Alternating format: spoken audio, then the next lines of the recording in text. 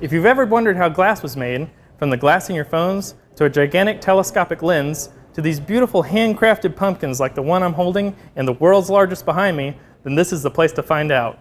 We're in Corning, New York at the Corning Museum of Glass, and we're here to talk with two Eagle Scouts, Eric Meek and G. Brian Juck, who share with almost 500,000 people every year just how amazing glass is. Let's go talk with them.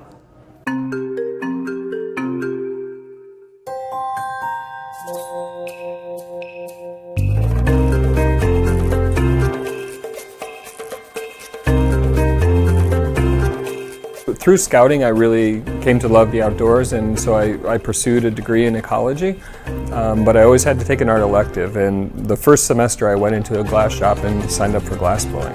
It was fascinating. I was hooked immediately. So when I graduated, I took a job in glassblowing for a few years because I thought, you know what, let me just do this while I'm young, and I'll have fun making glass for a few years, and then I'll go back and get a real job. Well, you know, here I am 25 years later, still as a glassmaker, and I love it.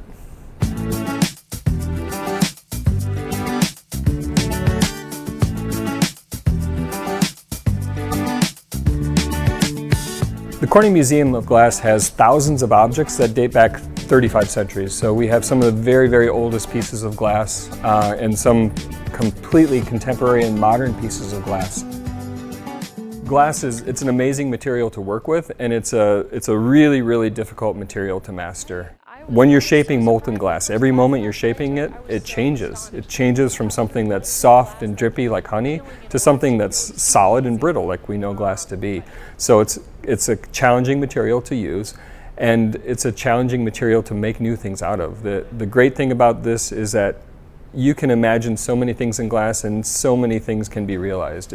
The only limit is your imagination. So that's the thing that keeps you going, is that you can always have a new idea and you can always make it. Eagle Scout G. Brian Juck says people come from all over the world to make glass and see glass being made. The museum has all the right tools for glassblowers like himself. Yeah, the Corning Museum of Glass has the cream of the crop equipment. You won't go to a studio that has better equipment, a better setup, or a better team to help you. The museum sees over 400,000 visitors a year. It's been a real honor to present to probably millions of people over my career here at the Corning Museum of Glass. We're really excited about tonight's event. Scouts from all over the council are coming, and scouts have drawn pictures. We've picked them out, and we're going to make them with their help.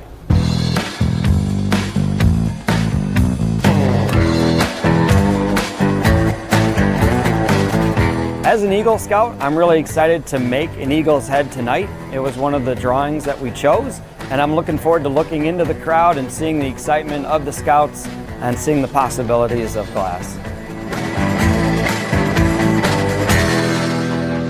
Scouting was really about, for me, I really enjoyed the camaraderie and the teamwork and just being part of something bigger than just who you are. You know, it was all about the team. And I was always involved in sports, and it was similar to that. But that is one of the things that I like about my career now. Glassmaking really relies on a team, and a well-organized team at that. I've worked with G. Brian here for over 10 years. You know, we've worked together on lots of projects. Glassmaking is a team effort. You know, very few people blow glass alone, and you need somebody that you can depend on. And G. Brian is the best guy to have on your team when you're making something that's technical and difficult and heavy. And I think for as long as we've worked together, we've known about scouting. When you talk about the teamwork and the camaraderie of a team of glassmakers, you know, it makes you think of other experiences like that in your life, like scouting, and I think it came up pretty early. I've been a glassmaker for a long time, and I've been a manager for about 8 years now. You know, and certainly one thing I learned is that the complexities of working with people are sometimes more complex than working with glass. And again, that's where scouting has really played a role in helping to shape your ability to work with lots of different people from lots of walks of life. Thanks for joining us. You know, I think my wife might like this, so I'm going to head over to the gift shop. Thanks for watching. To learn more about our Eagle Scouts and how scouting has influenced their glassblowing careers, check out the spring 2019 issue of Eagles Call magazine.